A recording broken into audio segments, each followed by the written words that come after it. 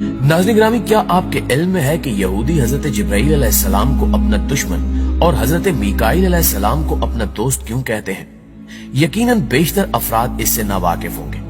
ये एक ऐसा सवाल है जिसका जवाब हर मुसलमान को आना चाहिए। यही वजह है कि आज हम आपको इस आम सवाल का जवाब देने जा रहे हैं। आज हम आपको यहूदियों के बारे में ऐसे हकायक बताएंगे कि जिन्हें जानकर आप दंग रह जाएंगे।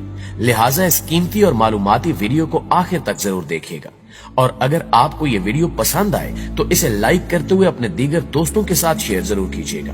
तो आइए चलकर मौजू का आगाज करते हैं। प्यारे साथियों, यहूदी कभी अल्लाह की पसंदीदा कौम हुआ करते थे, लेकिन तकब्बुर, फिरौनियत और शिर्क ने इन पर बदबख्ती की मोहर लगा दी और अल्लाह ने यहूदियों को दर्दनाक अजाब से दो चार किया।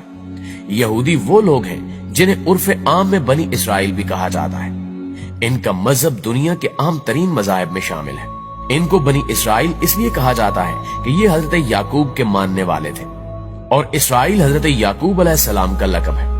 शायद मुसलमानों से इनकी नजरियाती दुश्मनी इसलिए भी है कि ये बनी इसराइल को बहुत सी कौमों से आला और बरतर जानते हैं, मगर ये भी मानते हैं कि अब इनसे ये एजाज छीन लिया गया है। इनके मजहब की आम बात यह है कि कोई भी शख्स बआसानी इनके मजहब में शामिल नहीं हो सकता, बल्कि यहूदी होने के लिए आपको सख्त शराइत का सामना करना पड़ता है।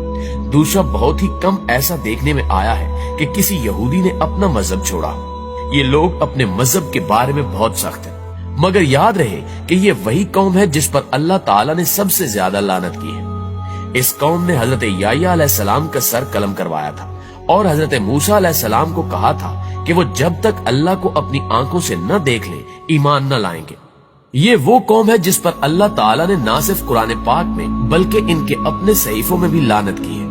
इन सब बातों से जाहिर होता है कि ये कौम शुरू से ही नाफरमान कौम रही है, और मुसलमानों से इनकी दुश्मनी खासकर इसलिए भी है कि इनसे इमामत का हक छीनकर अल्लाह ने मुसलमानों को अता किया और यहूदियों पर लानत भेजी है। मुअज़्ज़िज़ नाज़रीन गिरामी, यहूदी हजरत जिब्राईल अलैहिस्सलाम को भी अपना सख्त दुश्मन समझते हैं, क्योंकि वो वही के जरिए हजूर अकरम सल्लल्लाहु अलैहि वसल्लम को इनकी साजिशों से आगाह कर देते थे। यहूदियों ने जब हजरत जिब्राईल अलैहिस्सलाम को अपना दुश्मन कहा तो इस पर अल्लाह ताला ने सूरह बकरा में इरशाद फरमाया कि कह दो कि जो शख्स जिब्राईल का दुश्मन हो उसको गुस्से में मर जाना चाहिए। उसने तो ये किताब खुदा के हुक्म से तुम्हारे दिल पर नाजिल की है, जो पहली किताबों की तस्दीक करती है और ईमान वालों के लिए हिदायत और बिशारत है। तफसीर इब्ने कसीर में इस आयत मुबारका के हवाले से लिखा है कि इमाम जाफर तुबरी रहमतुल्लाह अलैह फरमाते हैं कि जब यहूदियों ने हजरत जिब्राईल अलैहिस्सलाम को अपना दुश्मन और हजरत मीकाईल अलैहिस्सलाम